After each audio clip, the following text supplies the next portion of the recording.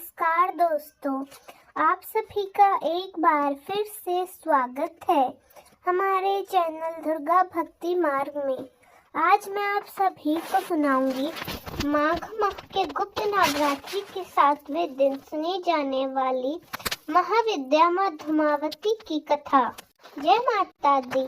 आज माघ गुप्त नवरात्रि की सप्तमी तिथि यानी 16 फरवरी शुक्रवार का दिन है और आज सप्तमी तिथि सुबह 8:54 तक रहेगी और इसके बाद में अष्टमी तिथि प्रारंभ हो जाएगी। अभिजीत मुहूर्त में यदि किसी मनोकामना पूर्ति के लिए मानसिक प्रार्थना भी कर ली जाती है तो वह मनोकामना भी बहुत जल्द पूरी हो जाती है।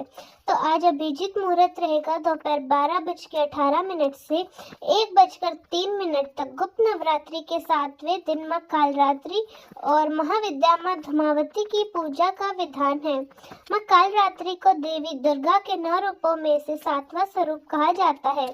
देवी काली की भी इस दिन पूजा की जाती है। नवरात्रि के 7वें दिन इसी स्वरूप को ध्यान में रखकर इनकी पूजा की जाती है और देवी का यह नाम उनके स्वरूप के कारण इस स्वरूप में माता का वर्ण काजल के समान काला है। माँ कालरात्रि की 4 भुजाएं हैं। ऊपर दाहिनी भुजा में माँ अपने भक्तों को वर प्रदान करती हैं और निचली दाहिनी भुजा से अभय देती हैं, जबकि बाई भुजा में माँ कालरात्रि खड्ग और कटीला मूसल धारण करती हैं।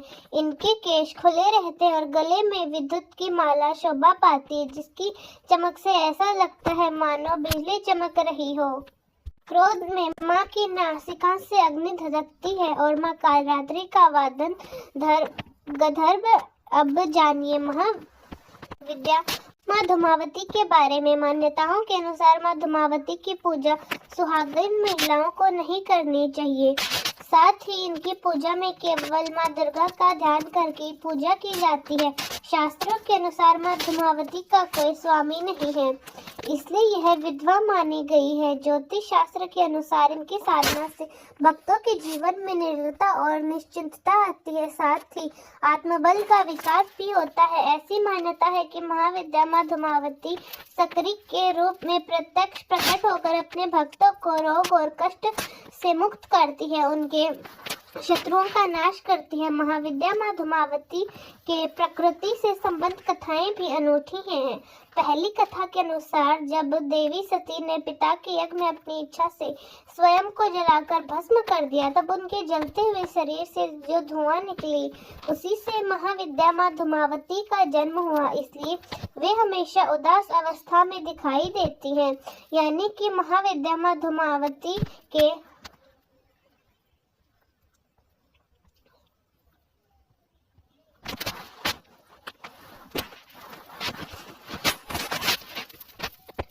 धुएं के रूप में देवी सती का ही भौतिक स्वरूप है। दूसरी कथा के अनुसार जब एक बार देवी पार्वती भगवान शिव के साथ हिमालय पर्वत पर विचरण कर रही थी, तब उन्हें बहुत जोरों की भूख लगी। भगवान शिव से वे कहने लगी, हे महादेव, मुझे भूख लगी है, कृपा करके मेरे लिए भोजन का प्रबंध कीजिए। किंतु देवी की बात सुनकर भगवान शिव कहने लगे, देवी अभी भोजन का कोई प्रबंध नहीं हो सकता।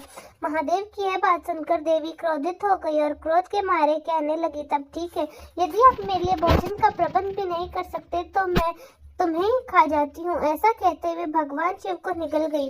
अब भगवान शिव तो स्वयं ही जगत के सर्जक है, परिपालन है, तब वे भी देवी की इस लीला से सम्मिलित हो गए।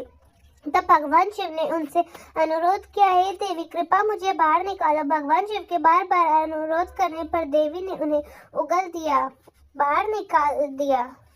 अब भगवान शिव देवी के मुख से बाहर तो निकल गए, लेकिन मारे क्रोध के भगवान शिव ने देवी को श्राप दे डाला और उन्हें कहने लगे, हे देवी, क्योंकि तुमने अपने पति को निगल लिया, इसलिए आज से और अभी से तुम एक विधवा के रूप में रहोगी। कहा जाता है कि बस तभी से महाविद्या माँ धूमावती विधवा के रूप में रहती हैं और उन्हें इसी रूप में पूजा जाता है। महाविद्या धूमावती के अगर स्वरूप की बात करें तो यह श्वेत वस्त्र धारण करती है, इनके खुले केश हैं, हाथ में सूप धारण करती हैं और इनका वाहन कौवा है। ऐसा कहा जाता है महाविद्या धूमावती क्योंकि एक विधवा रूप में होती है, इसलिए सुहागन महिलाओं को प्रकट रूप में उनकी पूजा नहीं करनी चाहिए, न ही उन्हें भोग वगैरह अर्पित करना चाहिए। आज के दिन केवल मानसिक रूप से उनका ध्यान रखकर इनसे क्षमा याचना कर सकते हैं और अपने सुहाग की लंबी आयु के लिए उनसे प्रार्थना कर सकते हैं। महाविद्या माँ धूमावती दरिद्रता को दूर करती है, रोग कष्ट आदि को मिटाती है और क्रोध को भी शांत करती है। वह अकेली है क्योंकि उन्हें विधवा के रूप में ही पूजा जाता है। उनके सामने कोई दूसरी शक्ति नहीं है और वे अजय है, अर्थात उनको कोई जीत नहीं सकता। चंडमुंड और शुंभ निशुंभ प्रसंग में देवी कहती है, मैंने प्रण किया है कि जो युद्ध में मुझे जीत लेगा मैं उसी का वर कर लूंगी, लेकिन कोई भी युद्ध में उनसे जीत नहीं पाया, इसलिए वे अजय है और अकेली है। महाविद्या धूमावती को देवी लक्ष्मी की छोटी बहन भी माना जाता है। लक्ष्मी जहाँ भी धन की देवी है, वहीं अलक्ष्मी रूप में धूमावती उनकी बहन है। इसी कारण से यह माना जाता है कि दिवाली के दिन महाविद्या माँ धूमावती प्रस्थान करती है और उनकी जगह पर देवी लक्ष्मी का आगमन होता है। देवी धूमावती अकेली, विरक्त, स्वयं नियंत्रित, उनका कोई स्वामी नहीं है। वह जहाँ भी रहती है, जहाँ भी जाती है, अकेली ही जाती है। इसी तरह दरिद्रता भी अकेली ही रहती है, उनके साथ कोई नहीं रहता।